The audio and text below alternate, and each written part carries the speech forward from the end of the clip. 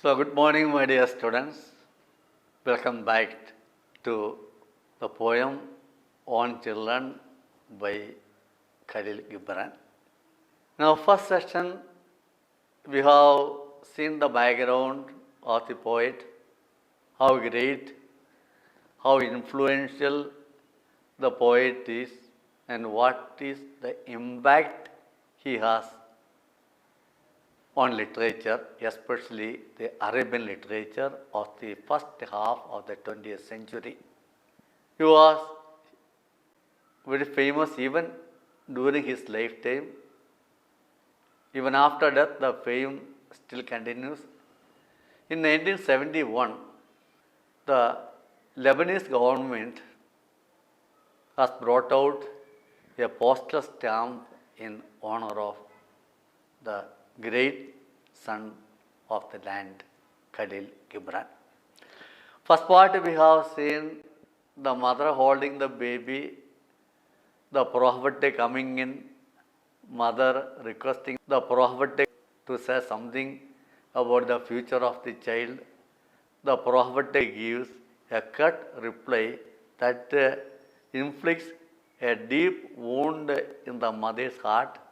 Then he explains that your child is not your child is the child of life. You are just a medium.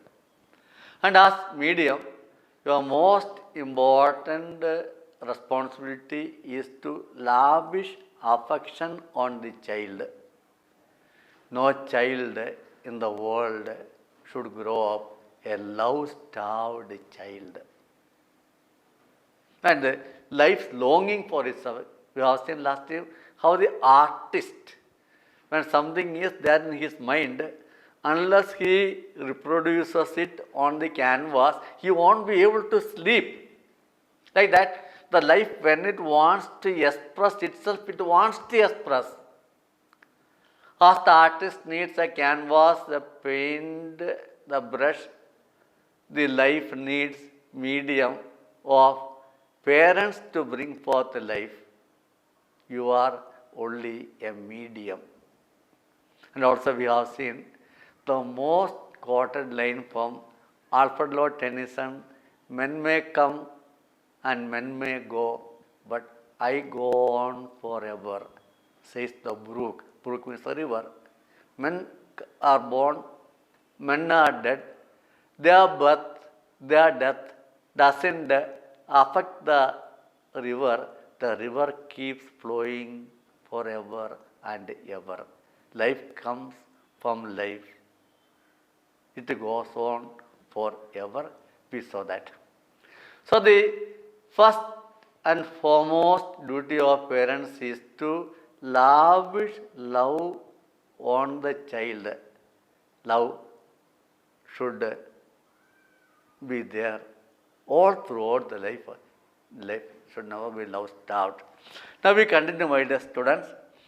And so the poet has asked the parents, warned the parents to love the children, give them whatever they need, but one thing you shouldn't give them, never give your thoughts to your children. Because they are going to live in the future, they will need their own ideas and they develop those ideas and thoughts which you won't be able to develop or appreciate. So you remain within this Lakshman Rekha, that is the present. Future is not your lookout, they will take care of that. We have seen that so much in our first session. Now what does the poet say? You may house their bodies but not their soul. The poet is dividing between the body and the soul. And the poem you study to the child, to the foot from its child, where the division is made. Child stands for the human soul, foot stands for the human body. What the poet says here, whatever the body requires, you give. What are the requirements of the body? First food, then clothing, then shelter, all this they need. As babies, they are not able to provide these things for themselves. You have to, must and should, you give them food. You give them shelter, a protection to live. And also appropriate dress you give them. But don't give your thoughts. So, when it comes to their intellectual level, here's what we can take as ideas or intellect or thought. Please don't step into that area. Why? For their soul dwells in the house of tomorrow. Tomorrow. Tomorrow stands for future. Their soul, the body remains for the present. The soul is for tomorrow. And tomorrow will develop its own thoughts and ideas that would be so different from yours. And if they follow your ideas, they would become useless in future. So, don't tutor them. So, don't make them opinionated. That is, with your opinion, don't tax them. Let them develop in their own ways. You don't interfere with their thought process, with your ideas. You may have your imagination for your child. Normally, when we ask parents what they want their child to become of late, many parents, maybe 90% of the parents will say, I want my child to become a doctor or an engineer. Out of these two, they don't have any option. But there are many options in life, much better. But they are only this much, doctor or engineer. Or those who come to take a PCMB combination in the first year PUC, the parents say, she wants to become a doctor, sir. Please give PCMB. My son wants to become an engineer. All right. So that is your ideas for the child. Parents' ideas for the child.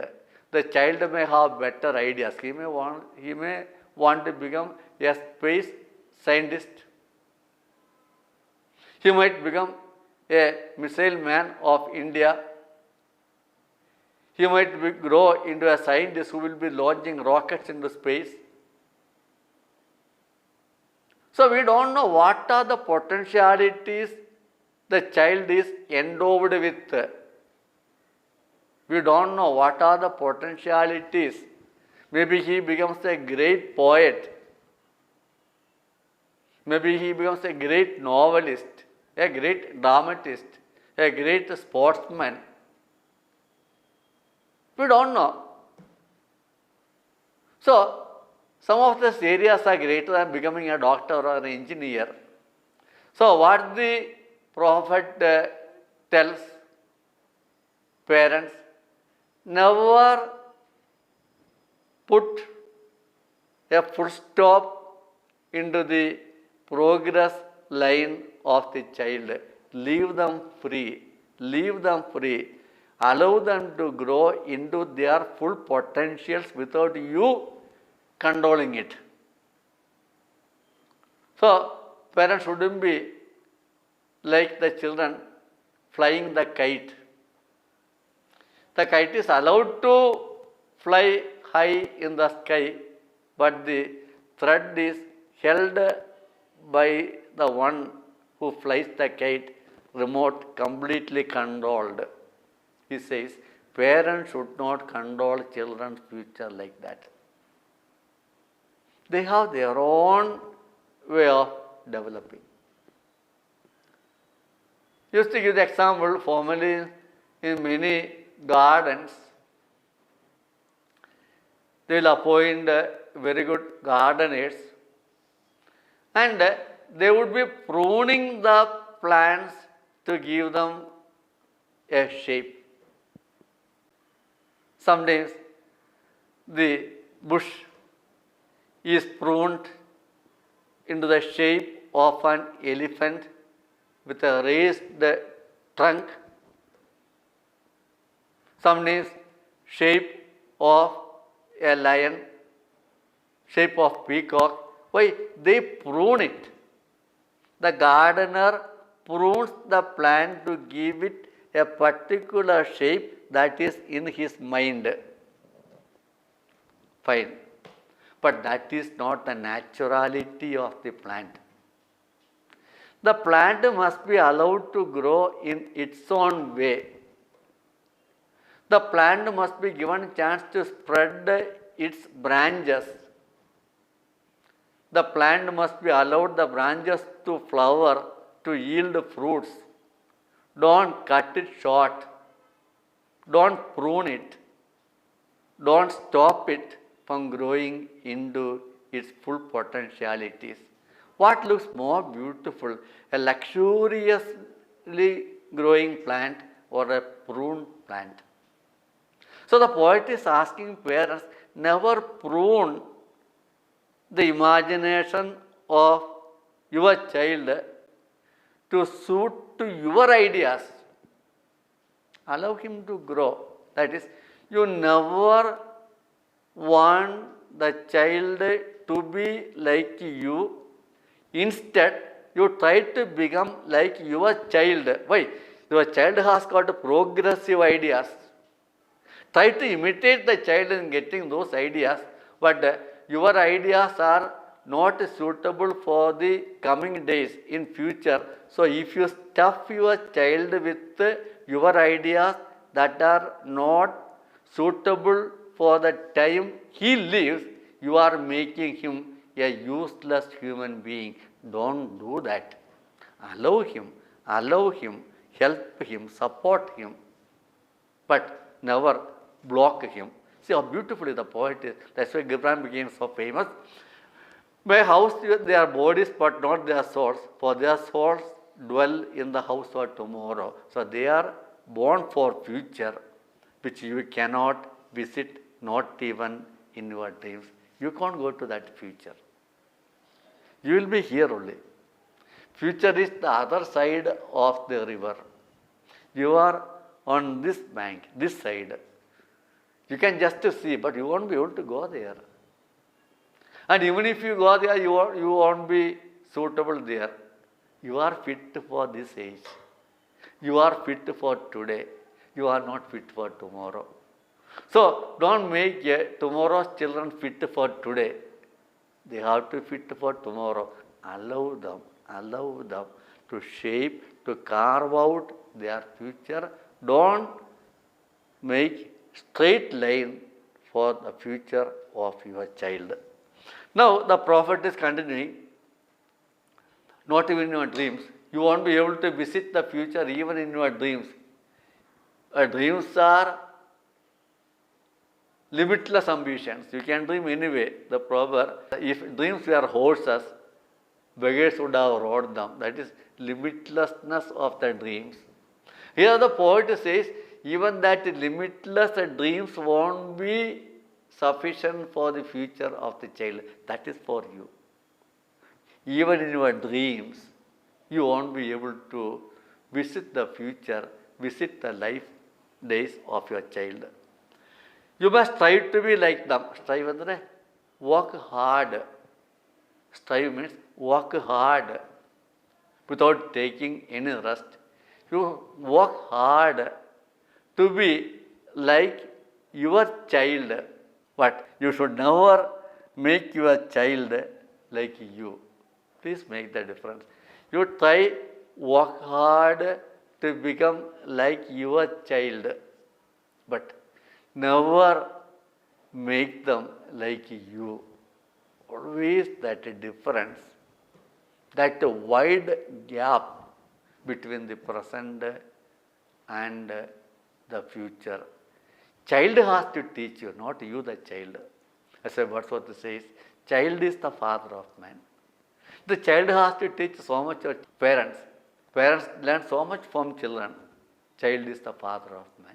So, never block the child from developing its own thoughts, its own ideas in consultation with his peers, peer means group, peer group influence, they grow together, useful citizens of the society.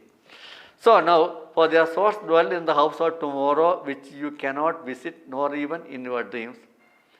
And you must strive to be like them, but seek not to make them like you. Very important. Parents should try to learn from children, but never force the children to follow the thoughts and ideas of the parents, because they want progress in life. You see how life is progressing. Day by day it is progressing. So you see how fast the progress is taking place. So 30 years back this mobile phone was such a luxury. Now you see what all models are coming, how many companies are competing with one another in bringing forth the gadget with the latest apps. You buy this year, by next year it becomes outdated. Why? Ideas are progressing. Ideas are so progressing. Now if you have got such a small device in your job, you have everything. Formerly, the time we spend in the library to refer books went into hours together.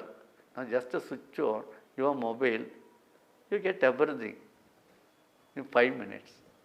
How the thoughts process has progressed. Unimaginable. That's the point. You won't be able to visit them even in your dreams. The latest technology that we have in on mobile phones today, after 1 year, all of them would be outdated. So if you stick on your parents' ideas, what will you do? Once upon a time, radio was such a wonder gadget. Today no one uses it, no one wants it. Some good models some people have preserved in the showcase as something of the past, not used. But that we get in the mobile. So that is the progress. So parents should accept their limitations. Parents should accept their limitations, and parents should also accept the limitlessness of the potentialities of their children and guide them, give them all the facilities without blocking their future, without pruning the tree into beautiful animal shapes. Allow the tree to spread on itself, to flower, to yield fruits. So this is what the poet says in the second part. For life goes not backward, not tarries with yesterday. So life, as we told in the brook, men may come, men may go, but I go on forever. River always flows forward. No river flows backward. Even if you make a U-turn for the river, it flows forward only. So life always moves forward, never backward. Never tarry. Tarry andre remains. It is not stand still. You have to ride the bicycle. You can't keep it still for a long time. It will fall down. Life has to go on and on. Never it goes backward. Never it becomes stand still. Progress. Life is progress. Parents are bound to accept the reality and act accordingly. So we stop it here, my dear students. In our final session, we explain what the poet says, a beautiful metaphor, beautiful. Till then, goodbye. Thank you.